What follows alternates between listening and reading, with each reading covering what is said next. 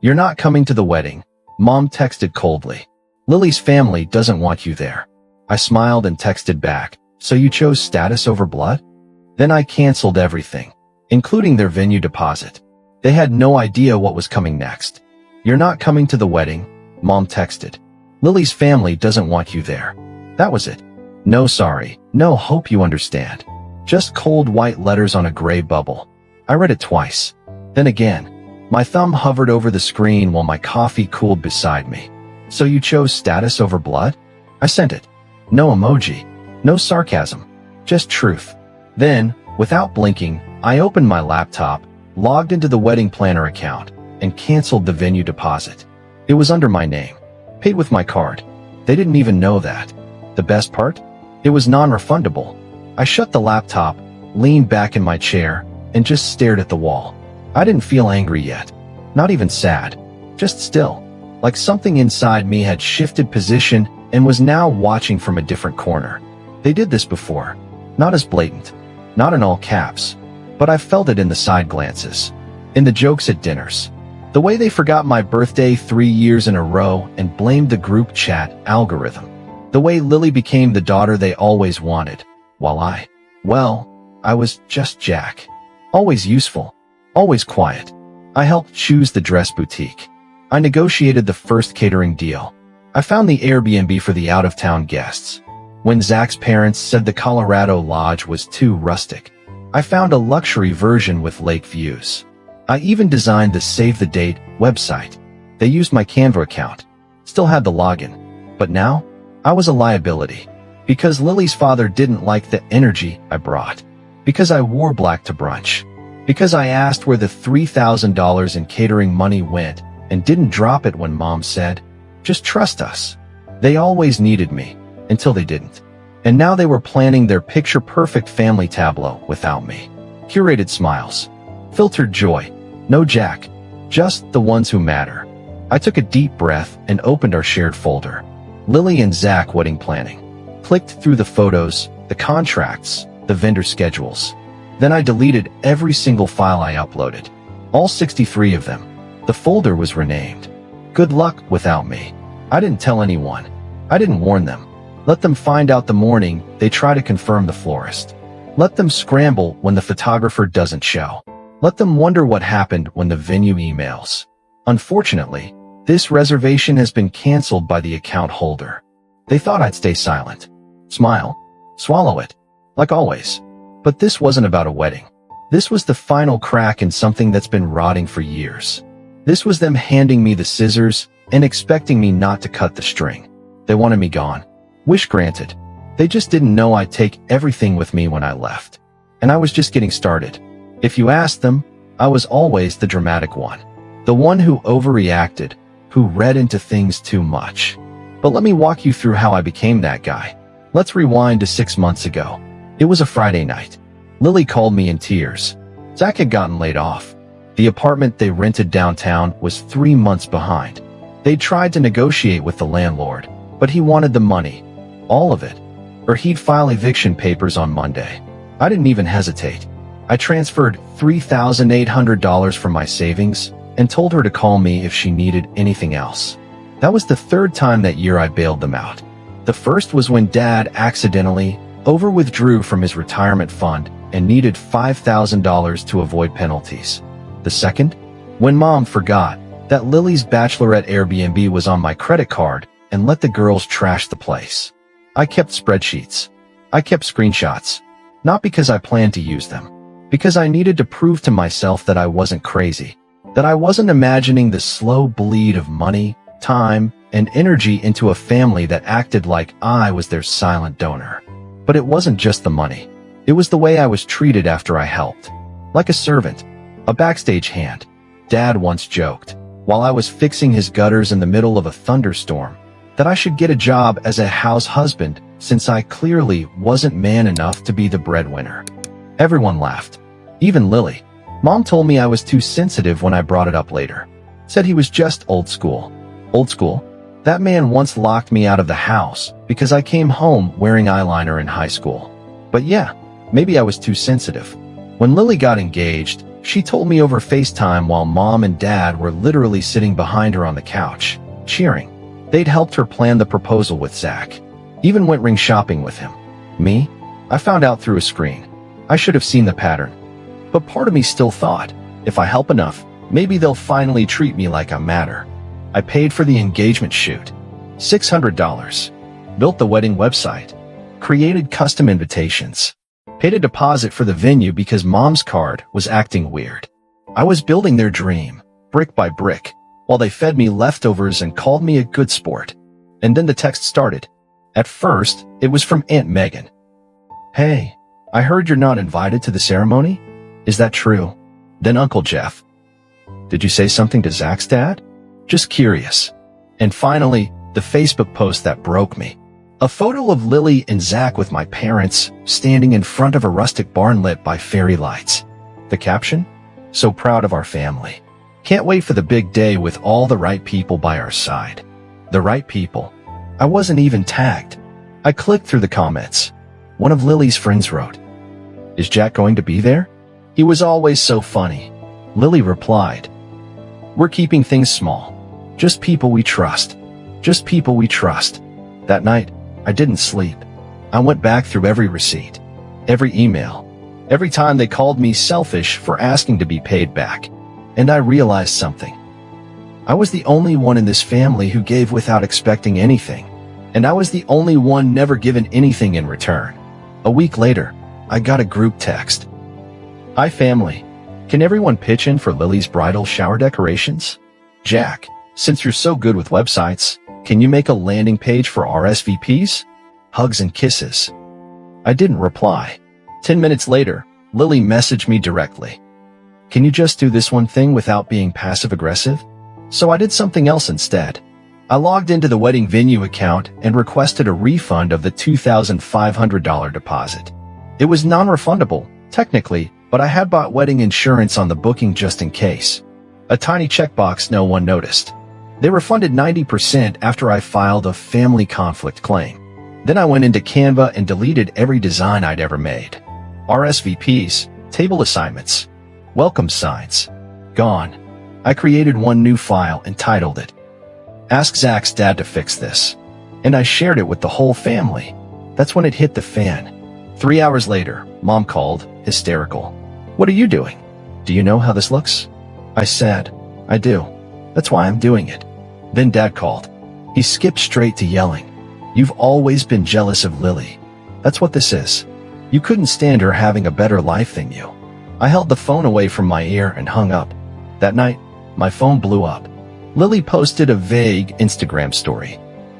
Betrayal always comes from those closest to you. Then Mom posted a photo of Lily crying with the caption, "Nothing hurts more than your own brother trying to ruin your special day."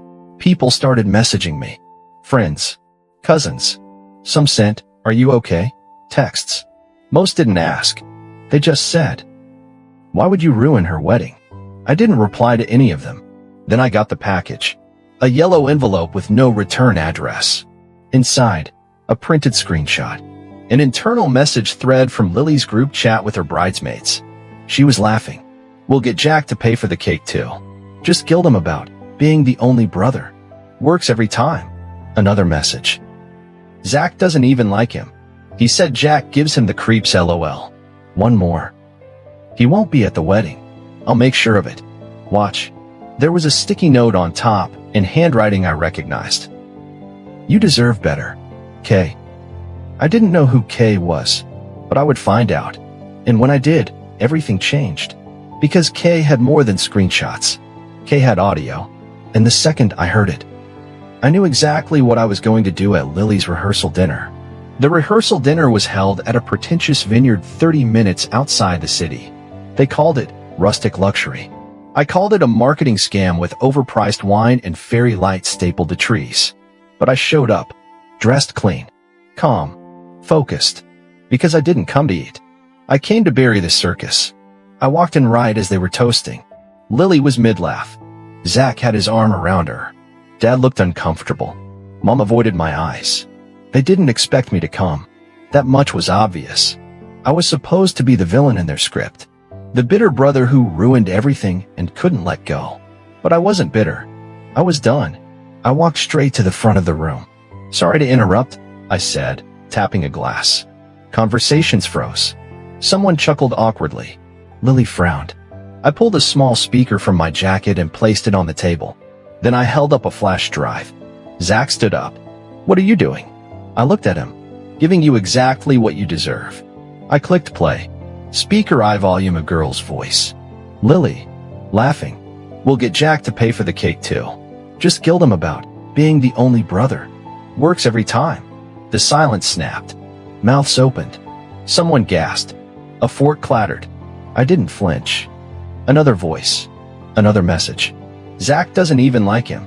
He said Jack gives him the creeps, LOL. Zach turned white. Lily lunged for the speaker.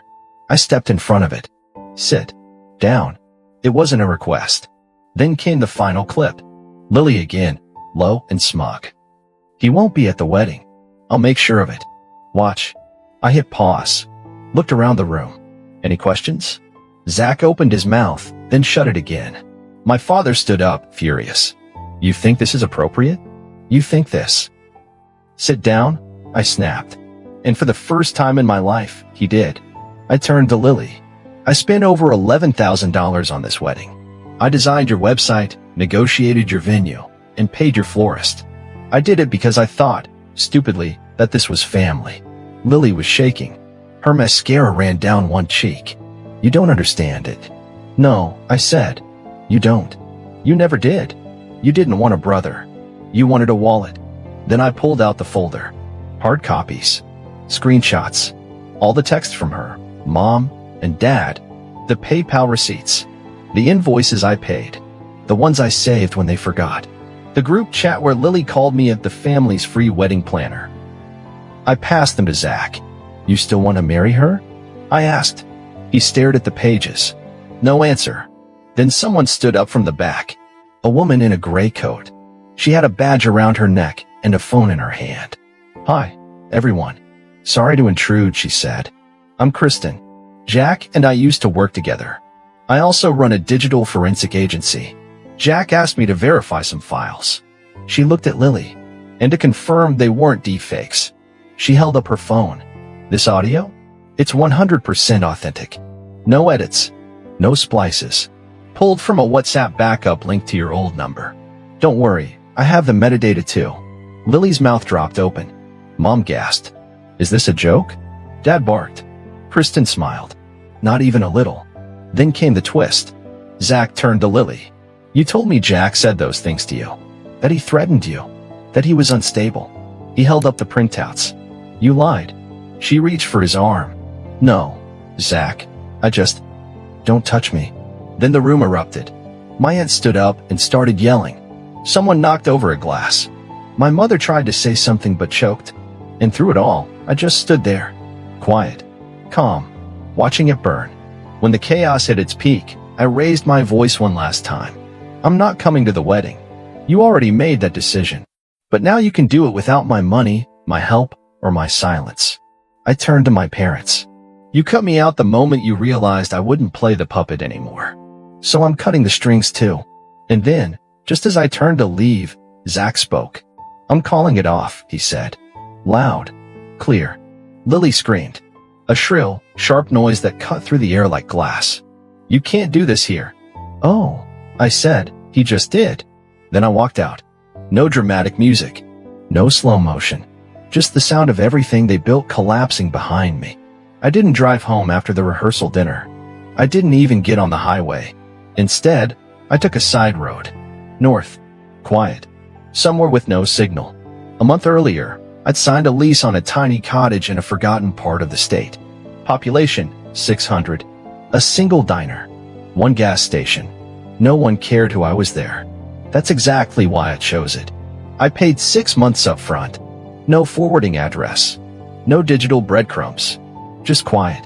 The first 3 days, I didn't turn on my phone. Didn't check emails. Didn't speak to a soul. I sat on the porch with a thermos of black coffee and listened to birds fight over territory they'd never actually own. I didn't feel triumphant. I felt free. No more tension in my neck. No more guilt. No one asking me for money. No one pretending they loved me just long enough to get a transfer. On day 4, I went into town and signed up for something I'd been too ashamed to chase before. An archival preservation course at the local college. History, dusty newspapers, forgotten letters. Finally, I was surrounded by things that kept records honestly. There was no performance here. No manipulation. No UOS. I volunteered at the county museum. Helped catalog photographs from the 1950s. Fixed an old microfilm machine. And for once, I didn't care that no one noticed. Because it was mine. Quietly mine. The messages started showing up about a week later. Old Gmail inbox. Link to my emergency phone. I didn't read the first few, but the subject line said enough. Can we just talk? You went too far. We're still family. Then came the blocked calls. Dozens. I left the phone off. They weren't trying to make peace. They were trying to reset the game. What scared them wasn't the evidence. It was the silence. They couldn't handle not knowing what I'd do next. Because for the first time ever, they weren't in control. 3 weeks later, a court notice was sent to my old apartment. Apparently, my father had tried to sell a portion of family property. What he didn't realize was that I'd locked the deed 2 years ago after he accidentally tried to remortgage it without my consent. I'd left it sitting in legal limbo, waiting. He triggered the clause himself. Result? His deal collapsed. His buyer walked. And he was hit with a fraud investigation. Not because I made it happen. Because I didn't stop it. I didn't publish a blog. Didn't post a dramatic expose. Didn't send screenshots to the group chat. I just vanished. No birthday calls. No financial rescue. No, maybe next time. And that was what truly destroyed them. Because narcissists don't fear consequences. They fear irrelevance. They fear a stage with no audience. One morning, I walked to the post office. Not for letters, just a small package I'd ordered. Behind me in line, someone was talking on the phone. Said something like, I heard Lily's fiancé walked out before the wedding even happened. Then, apparently her brother disappeared. Took all his money with him. I didn't turn around. I never made a statement. Never clarified anything. I simply became unreachable. No address. No number. No access. They thought silence meant weakness. They didn't realize it was a choice. A quiet, surgical form of goodbye. Not with words, but with absence. The kind of absence that can't be manipulated. The kind that forces people to sit with the weight of what they did. They can't guilt me anymore. They can't call when the rent is late or the credit card is maxed. They can't pretend we're fine when they need another favor. Because there is no more we. There's just them. And a mailbox that says, no message received. You know what's funny? When you finally walk away from the people who built their lives on top of you, they don't fall immediately. They just stand there stunned. Like someone turned off the sound and they can't find the volume button. That's what happened. After everything burned, after the rehearsal, after the calls, after the silence. They still believed, deep down, that I'd come back. Because I always did. But this time, I didn't. I changed my number. Not just a SIM swap, new carrier, new country code. No forwarding. No auto-reply. Just nothing. I closed the joint account Dad had linked to me for emergencies. Redirected my bank statements to a private digital vault. Updated my medical POA. Removed all family names. I even changed the emergency contact on my driver's license. From mom to nobody. They don't know where I live. They don't know where I work. They don't know if I'm in the state, the country, or even above ground. And that kills them. A month ago, I went back. Just once. Not to the house. Not to the vineyard. I drove by the wedding venue. The one I canceled. It was empty. Abandoned. A for lease sign hung crooked on the front gate. A wilted bouquet lay crushed in the gravel. It felt right. I rolled down the window. The breeze smelled like rain and regret. Before I left, I did one thing. I walked to the mailbox beside the main entrance. Slipped in a small envelope. No return address. Inside, a printout of the last invoice I paid for the wedding. And a post-it note stuck on top. It read, "Thanks for nothing. I've stopped checking the old email. But every now and then I log in, just to watch the flood." One unread message was titled, "Please just talk to us." I didn't open it. Another. We don't know who you are anymore. That one made me smile. Because finally, they're right. I'm not the person who covered their bills at 3 a.m. I'm not the emergency contact. I'm not the wedding planner, the free therapist, the invisible sibling, or the guilt-ridden son. I'm just a guy with a different life now. One that they can't reach, can't taint, can't rewrite. I got a new mailbox last week. Metal, clean, lockable. One of those secure Dropbox that doesn't let anything back out once it's in. The technician asked me what name I wanted engraved on the plate. I said, no name, just a message. So now, on a little brass rectangle, just below the keyhole, it says, "This box does not accept apologies." And the silence I hear every day now? It's not loneliness. It's peace.